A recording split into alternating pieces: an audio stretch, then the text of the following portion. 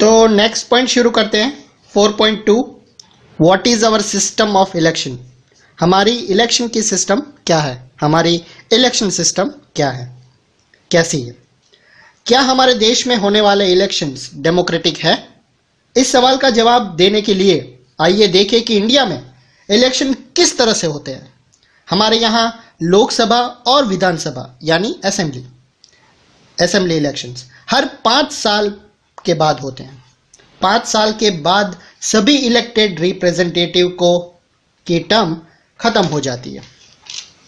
लोकसभा और विधानसभाएं डिसॉल्व मतलब भंग हो जाती है। फिर सभी कॉन्स्टिट्यूएंसी में एक ही दिन या थोड़े ही दिनों में अलग अलग दिन इलेक्शंस होते हैं। इसे जनरल इलेक्शंस कहते हैं।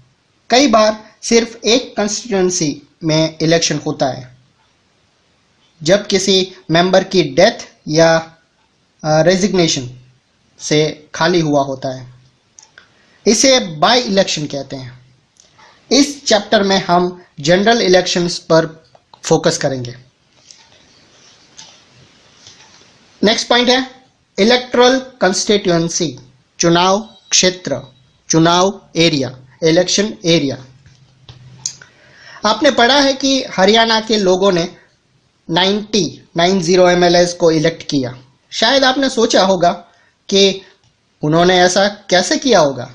क्या हरियाणा का हर व्यक्ति 90 एमएलएस के लिए वोट देता है? शायद आपको भी मालूम होगा कि ऐसा नहीं होता। हमारे देश में हम एरिया बेस्ड रिप्रेजेंटेशन के सिस्टम से काम करते हैं। इलेक्शंस के पर्पस से देश को डिफरेंट एरियाज में डिवाइड कर लिया गया है। उन्हें इलेक्टोरल कंस्टिट्यूएंसी कहते हैं। एक एरिया में रहने वाले वोटर्स अपने एक रिप्रेजेंटेटिव को इलेक्ट करते हैं। लोकसभा इलेक्शंस के लिए देश को 543 कंस्टिट्यूएंसी में डिवाइड किया गया है। हर कंस्टिट्यूएंसी में इलेक्ट हुए रिप्रेजेंटेटिव को मेंबर ऑफ पार्लियामेंट या एमपी कहते हैं।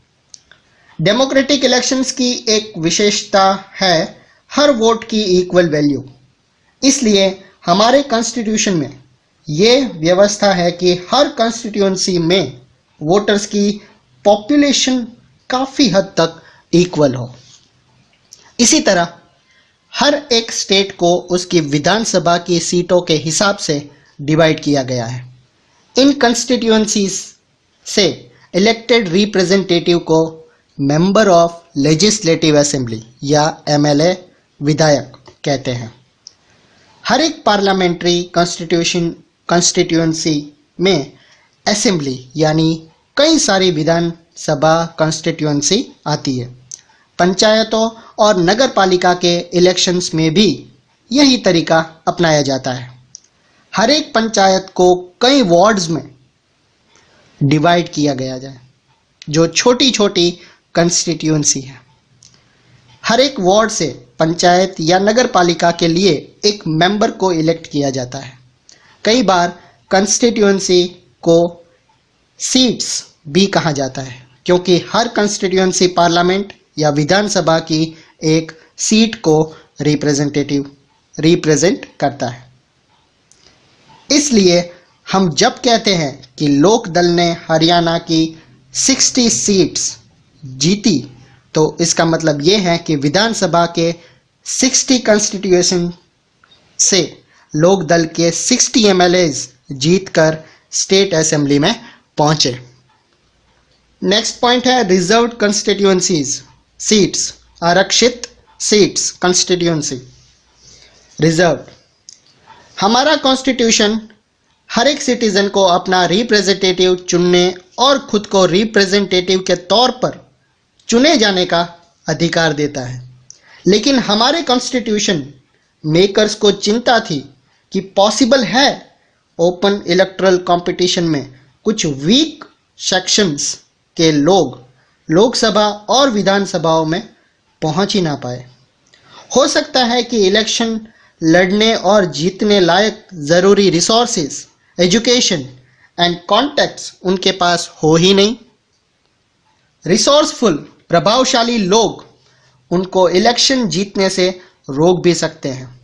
अगर ऐसा होता है तो पार्लियामेंट और असेंबलीज में हमारी पॉपुलेशन के एक बड़े हिस्से की आवाज़ ही नहीं पहुंच पाएगी। इससे हमारी democracy less representative and less democratic होगी। इसलिए हमारे कॉन्स्टिट्यूशन मेकर्स ने वीकर सेक्शंस के लिए रिजर्व कॉन्स्टिट्यूएंसी की स्पेशल सिस्टम सोची। इसी कारण कुछ कॉन्स्टिट्यूएंसीज शेड्यूल्ड कास्ट एससीज एंड शेड्यूल्ड ट्राइब्स एसटीज के लिए रिजर्व्ड है। एससीज के लिए रिजर्व्ड सीट्स पर सिर्फ और सिर्फ एससीज का ही, शेड्यूल्ड कास्ट का ही व्यक्ति इलेक्शन लड़ सकता है। इसी तरह एसटीज के लिए रिजर्व्ड सीट पर सिर्फ शेड्यूल्ड ट्राइब का ही व्यक्ति इलेक्शन लड़ सकता है। अभी लोकसभा की 84 सीट्स एससीज के लिए और 47 सीट्स एसटीज के लिए रिजर्व्ड है। ये जो नंबर्स हैं वो 1 सितंबर 2012 तक के हैं, अभी उसमें चेंजेस आए हैं। ये सीटें पूरी पॉपुलेशन में इन कम्युनिटीज के हिस्से के हिसाब से है। इस तरह एससीज और एसटीज किसी और सोशल ग्रुप के लिए रिजर्व्ड सीट के हिस्से में से कुछ नहीं ले सकती। वीकर सेक्शंस के लिए रिजर्वेशन सिस्टम बाद में डिस्ट्रिक्ट और लोकल लेवल्स पर भी लागू हो गई। कई स्टेट्स में अब रूरल पंचायत और अर्बन म्यूनिसिपैलिटीज एंड कॉरपोरेशन, नगरपालिका और नगर निगम, लोकल बॉडीज में अदर बैकवर्ड क्लासेस ओबीसी के लिए भी रिजर्वेशन लागू हो गया है। पर हर स्टेट में रिजर्व्ड सीट्स का प्रपोर्शन अलग अलग रहता है। इसी तरह rural and urban local bodies में 1/3 सीटें वुमेन के लिए, महिलाओं के लिए रिजर्व की गई है।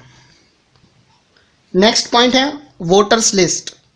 एक बार जब कॉन्स्टिट्यूएंसी का फैसला हो जाता है तब ये डिसाइड किया जाता है कि कौन वोट दे सकता है, कौन नहीं। इस डिसीजन को लास्ट डे तक के लिए किसी के भरोसे छोड़ा नहीं जा सकता। डेमोक्रेटिक इलेक्शंस में एलिजिबल फॉर वोट की लिस्ट इलेक्शन से काफ़ी पहले तैयार कर ली जाती है और हर किसी को दे दी जाती है। इस लिस्ट को ऑफिशियली इलेक्टरल रोल या कॉमनली वोटर्स लिस्ट कहते हैं। ये एक इम्पॉर्टेंट स्टेप है क्योंकि इसका डायरेक्ट रिलेशन डेमोक्रेटिक इलेक्शंस की फर्स्ट कंडीशन क्या है? अपना रिप्रेजेंटेटिव चूज करने के लिए हर किसी को इक्वल अपॉर्चुनिटी मिलनी चाहिए। फर्स्ट चैप्टर में हमने यूनिवर्सल एडल्ट फ्रेंचाइजी के बारे में पढ़ा था। कॉमनली इसका मतलब है कि हर किसी को वोट देने का अधिकार होना चाहिए और हर एक का वोट इक्वल वैल्यू का होना चाहिए। जब तक कोई ठोस कारण ना हो, किसी को वोट देने के अधिकार से दूर नहीं किया जाना चाहिए। अलग अलग सिटीजन्स कई मामलों में एक दूसरे से अलग होते हैं। कोई अमीर है, कोई गरीब, कोई बहुत पढ़ा लिखा है तो कोई कम या फिर एकदम अनपढ़, कोई बहुत दयालु है तो कोई नहीं है, पर हर कोई इंसान तो है और अपनी ज़रूरतों और विचारों के अनुरूप समाज में योगदान करता है। इसलिए सभी को अफेक्ट करने वाले डिसीजंस में सबकी भागीदारी होनी ही चाहिए।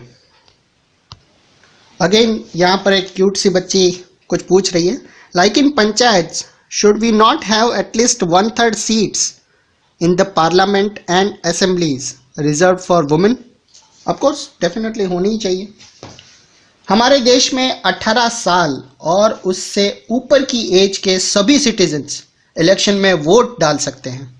सिटीजन की कास्ट, रिलीजन, जेंडर चाहे जो भी हो, उसे वोट देने का अधिकार है।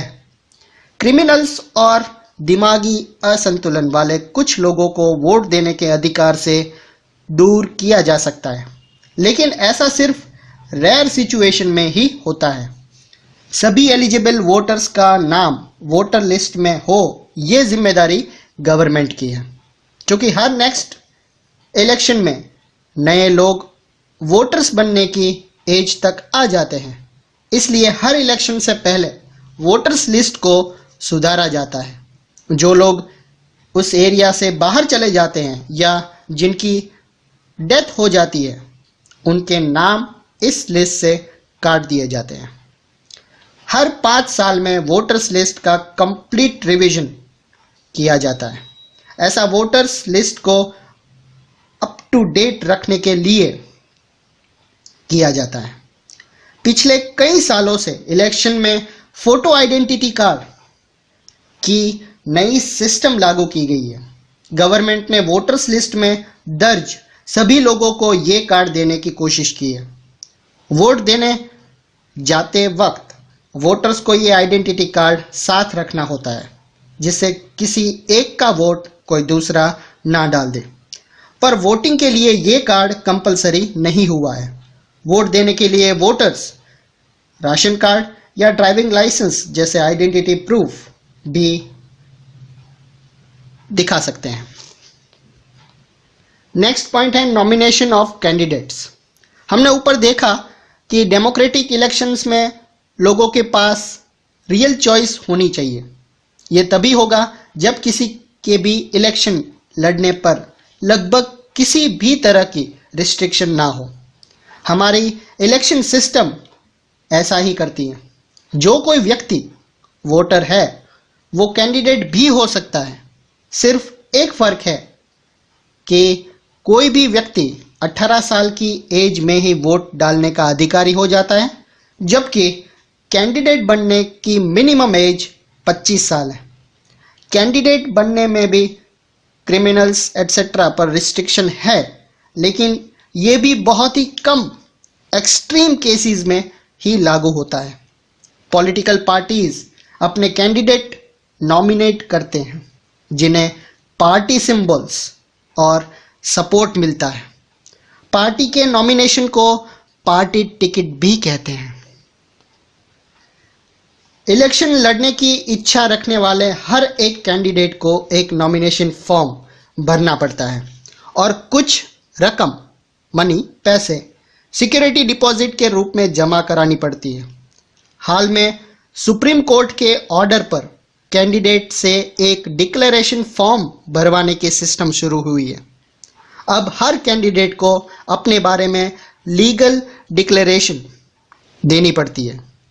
हर एक कैंडिडेट को इन मामलों में फुल डिटेल देनी पड़ती है। क्या है वो मामले, चलो देख लेते हैं। कैंडिडेट के खिलाफ चल रहे serious criminal cases. Second, candidate और उनकी फैमिली मेंबर्स के एसेट्स एंड लिएबिलिटीज, संपत्ति और देनदारियों के बारे में उन्हें बताना पड़ता है। थर्ड, कैंडिडेट की एजुकेशन क्वालिफिकेशन। इन इंफॉर्मेशन को सार्वजनिक यानी पब्लिक को दिखाया जाना चाहिए। इससे वोटर्स को इन इंफॉर्मेशन के बेसिस पर डिसीजन लेने का मौका मिलता है। नेक्स्ट है एजुकेशन क्वालिफिकेशंस फॉर कैंडिडेट्स। उम्मीदवारों की शैक्षणिक योग्यता। जब देश की सभी नौकरियां जॉब्स के लिए किसी न किसी किस्म की एजुकेशन क्वालिफिकेशन ज़रूरी है, तो एमएलएस या एमपीज जैसे इंपॉर्टेंट पोजीशन के इलेक्शन के लिए किसी तरह की कोई क्वालिफिकेशन, एजुकेशन क्वालिफिकेशन की ज़रूरत क्यों नहीं है। सभी तरह के काम सिर्फ एजुकेशन क्वालिफिकेशन के आधार पर नहीं होते। जैसे इंडियन क्रिकेट टीम में सिलेक्शन के लिए डिग्री की नहीं, अच्छा क्रिकेट खेलने की एबिलिटी ज़रूरी है। इसी तरह एमपीज और एमएलएस की जैसी सबसे बड़ी पोजीशन के लिए आपको अपने एरिया के लोगों की प्रॉब्लम्स को समझे, उनकी चिंताओं को समझे और उनकी अच्छाई के लिए आप उनकी लीडरशिप करें। वो ये काम कर रहे हैं या नहीं, उसकी परीक्षा उनके लाखों वोटर्स 5 साल तक रोज लेते हैं। अगर एजुकेशन क्वालिफिकेशन रिलेवेंट हो भी तो ये जिम्मेदारी लोगों पर छोड़ देनी चाहिए कि वो एजुकेशन क्वालिफिकेशन को कितना इंपॉर्टेंट देते हैं। हमारे देश में एजुकेशनल क्वालिफिकेशन के शर्त लगाना एक रीजन से डेमोक्रेसी के स्पिरिट के खिलाफ होगा। इसका मतलब होगा देश के ज़्यादातर लोग इलेक्शन कंटेस्ट करने से दूर रहेंगे, उनके जो बेसिक राइट है उससे दूर हो जाएंगे। जैसे अगर कैंडिडेट के लिए बीए, बीकॉम या बीएससी की ग्रेजुएट डिग्री को कंपलसरी कर दिया जाए तो 90% से ज़्यादा सिटीजन्स इलेक्शन लड़ने के अयोग्य हो जाएंगे। नेक्स्ट यहाँ पर आप देख सकते हैं कि एक क्यूट सा बच्चा कुछ जानना चाहता है। Why are the candidates required to give a detail statement of their property? The candidates are required to give a detail statement of their property so that transparency is maintain, nothing is kept hidden. The voters should know everything about the candidate whom they vote. Next एक और activity दी गई है। एक तो इसमें activities बहुत ज़्यादा है। चेक योर प्रोग्रेस, जिसमें बताया गया है कि match the following features of your electoral system with the principles they reflect. तो सबसे पहले यूनिवर्सल एडल्ट फ्रेंचाइजी, तो उसके सामने आएगा everyone who is 18 years of age or has a right to vote. Representation of weaker section, तो उसके सामने reservation of seats for the SCs and STs. Open political competition, anyone can form a party or contest elections. One vote, one value. Each constituency has roughly the same population. इसके बाद next point है election campaign, election अभियान। Election का main purpose लोगों को अपनी पसंद के रिप्रेजेंटेटिव, गवर्नमेंट और पॉलिसीज को चूज करने की अपॉर्चुनिटी देता है। इसलिए कौन रिप्रेजेंटेटिव बेटर है, कौन पार्टी अच्छी है, कौन पार्टी अच्छी गवर्नमेंट देगी या अच्छी पॉलिसीज कौन सी है, इस बारे में फ्री एंड ओपन डिस्कशन भी बहुत ज़रूरी है। इलेक्शन कैंपेन के दौरान यही तो होता है। हमारे देश में कैंडिडेट्स की फाइनल लिस्ट का अनाउंसमेंट होने और मतदान की तारीख के बीच आमतौर पर 2 वीक्स का टाइम इलेक्शन कैंपेन के लिए दिया जाता है। इस पीरियड में कैंडिडेट्स वोटर्स से कांटेक्ट करते हैं, पॉलिटिकल लीडर्स इलेक्शन मीटिंग में भाषण देते हैं और पॉलिटिकल पार्टीज अपने सपोर्टर्स को सक्रिय एक्टिवेट करती हैं। इस पीरियड में न्यूज़पेपर्स और टीवी चैनल्स पर इलेक्शन से रिलेटेड स्टोरीज और डिबेट्स भी होती है। पर असल में इलेक्शन कैंपेन सिर्फ 2 वीक्स तक नहीं चलता। पॉलिटिकल पार्टीज इलेक्शंस होने के महीनों पहले इसकी तैयारियां शुरू कर देते हैं। इलेक्शन कैंपेन के दौरान पॉलिटिकल पार्टीज लोगों का ध्यान कुछ बड़े इश्यूज पर फोकस कराना चाहती है। वो लोगों को इन इश्यूज पर अट्रैक्ट करती है और अपनी पार्टी को वोट देने को कहती है। आइए वेरियस इलेक्शंस में वेरियस पॉलिटिकल पार्टीज के कुछ सक्सेसफुल स्लोगन पर गौर करते हैं। फर्स्ट है इंदिरा गांधी की लीडरशिप वाली कांग्रेस पार्टी ने 1971 के लोकसभा इलेक्शंस में गरीबी हटाओ, रिमूव पॉवर्टी का स्लोगन दिया था। पार्टी ने प्रॉमिस किया कि वो गवर्नमेंट की सारी पॉलिसीज में बदलाव करके सबसे पहले देश से गरीबी हटाएंगे। क्या हुई? हाँ। सेकेंड, 1977 में हुए अगले लोकसभा इलेक्शंस में जनता पार्टी ने स्लोगन दिया कि डेमोक्रेसी बचाओ, सेव डेमोक्रेसी। पार्टी ने इमरजेंसी के दौरान हुई ज्यादती को खत्म करने और सिविल लिबर्टीज को रिस्टोर करने का प्रॉमिस किया था। थर्ड है लेफ्ट फ्रंट पार्टीज ने 1977 में हुए वेस्ट बंगाल असेंबली इलेक्शंस में जमीन जीतने वाले को लैंड टू द टिलर्स का स्लोगन दिया था। फिर 1983 में आंध्र प्रदेश के विधानसभा इलेक्शंस में तेलुगु देशम पार्टी के लीडर एन.टी. रामाराव ने protect the self respect of the Telugus का स्लोगन दिया था। डेमोक्रेसी में पॉलिटिकल पार्टीज और कैंडिडेट्स को अपनी मर्जी के मुताबिक इलेक्शन कैंपेन करने के लिए आज़ाद छोड़ देना चाहिए, पर सभी पॉलिटिकल पार्टीज को फेयर एंड इक्वल चांस मिले, इसके लिए कई बार कुछ दखल देना जरूरी होता है। इलेक्शन लॉज के अकॉर्डिंग कोई भी कैंडिडेट या पॉलिटिकल पार्टी ये काम नहीं कर सकती है। पहला, वोटर्स को लालच या ब्राइब, घूस या धमकी देना, उनसे कास्ट और रिलीजन के नाम पर वोट मांगना, इलेक्शन कैंपेन में गवर्नमेंट रिसोर्सेज का उपयोग करना, लोकसभा इलेक्शंस में एक कंस्टिट्यूएंसी में 25 लाख और विधानसभा इलेक्शंस में एक कंस्टिट्यूशन में 10 लाख रुपए से ज़्यादा खर्च करना। अगर वो इनमें से किसी भी मामले में दोषी पाए गए तो इलेक्ट होने के बावजूद उनका इलेक्शन रिजेक्ट हो सकता है। इन लॉज के अलावा हमारे देश की सभी पॉलिटिकल पार्टीज के इलेक्शन कैंपेन के मॉडल कोड ऑफ कंडक्ट यानी आचार संहिता को भी स्वीकार किया गया है। इसमें कैंडिडेट्स और पॉलिटिकल पार्टीज को ये सब करने की मनाही है। पहला, इलेक्शन कैंपेन इलेक्शन प्रोपेगेंडा के लिए किसी प्लेस ऑफ वर्शिप यानी कोई धर्म स्थल का उपयोग वो नहीं कर सकते। सेकंड, गवर्नमेंट व्हीकल्स, एयरक्राफ्ट्स या अधिकारियों का इलेक्शन में उपयोग वो नहीं कर सकते।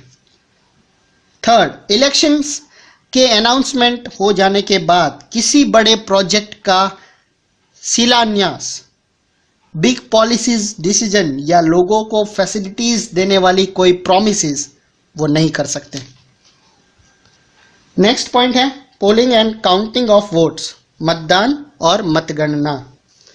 इलेक्शन का फाइनल स्टेज है वोटर्स द्वारा वोट देना, कास्ट और पोल देयर वोट। इस दिन को यूजुअली इलेक्शन डे कहते हैं। वोटर्स लिस्ट में नाम वाला हर व्यक्ति अपने एरिया में नियर बाय पोलिंग बूथ पर जाता है। यह यूजुअली लोकल स्कूल या किसी गवर्नमेंट ऑफिस में बना होता है। जब वोटर पोलिंग बूथ में जाता है तो इलेक्शन अधिकारी उसे पहचान कर उसकी उंगली पर एक काला निशान लगा देते हैं और उसे वोट डालने की परमिशन देते हैं। सभी कैंडिडेट्स के एजेंटों को पोलिंग बूथ के अंदर बैठने की परमिशन होती है, जिससे कि वो देख सके कि इलेक्शन सही ढंग से हो रहा है। नेक्स्ट यहाँ पर दिया गया है, are the elections too expensive for our country?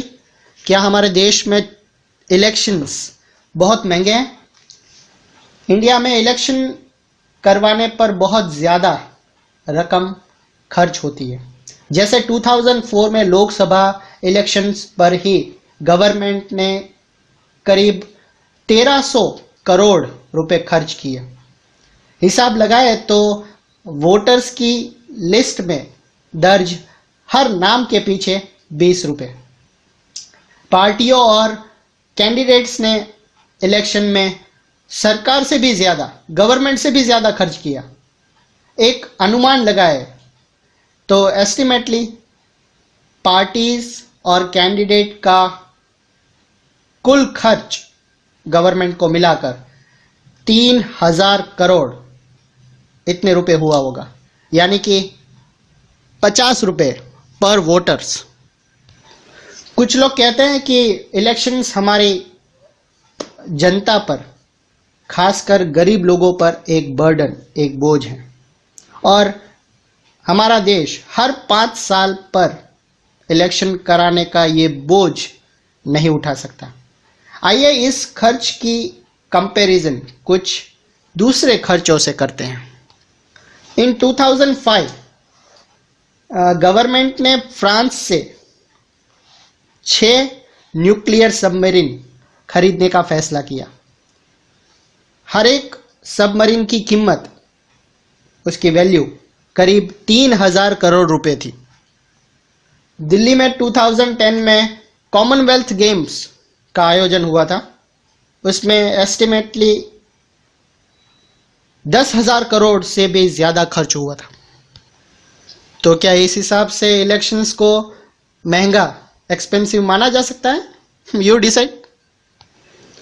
पहले वोटर एक बैलेट पेपर पर अलग अलग छपे कैंडिडेट के नाम और पार्टी सिंबल में से अपनी पसंद के कैंडिडेट के पार्टी सिंबल पर मोहर लगाकर अपनी पसंद जाहिर करते थे। अब इलेक्शन के लिए इलेक्ट्रॉनिक वोटिंग मशीन का इस्तेमाल होने लगा है। मशीन के ऊपर कैंडिडेट्स के नाम और उनके पार्टी सिंबल पहले से ही बने हुए होते हैं। इंडिपेंडेंट कैंडिडेट को भी इलेक्शन ऑफिशियल्स सिंबल्स देते हैं। वोटर को जिस कैंडिडेट को वोट देना है उसके सिंबल के आगे एक बटन को एक बार दबाकर वो वोट दे सकता है। पोलिंग मतदान के हो जाने के बाद सभी वोटिंग मशीनों को सील बंद करके एक सिक्योर जगह पर पहुंचा दिया जाता है। फिर एक फिक्स डेट पर एक कंस्टिट्यूएंसी के सभी मशीनों को एक साथ खोला जाता है और वोट्स की काउंटिंग की जाती है। वहां सभी पार्टीज के एजेंट्स रहते हैं जिससे वोट काउंटिंग का काम फेयरली हो सके। किसी कंस्टिट्यूएंसी में सबसे ज्यादा वोट पाने वाले कैंडिडेट को विजयी घोषित किया जाता है, मतलब वो जीत गया है। जनरल इलेक्शंस में लगभग सभी कंस्टिट्यूएंसी में वोट काउंटिंग एक ही डेट पर होती है। टीवी चैनल्स, रेडियो और न्यूज़पेपर्स के लिए ये बहुत बड़ा टाइम होता है और वो इसकी खबरें पूरी डिटेल से देते हैं। कुछ घंटों की काउंटिंग में ही सारे रिजल्ट्स मालूम हो जाते हैं और ये क्लियर हो जाता है कि कौन नेक्स्ट गवर्नमेंट बनाने जा रहा है।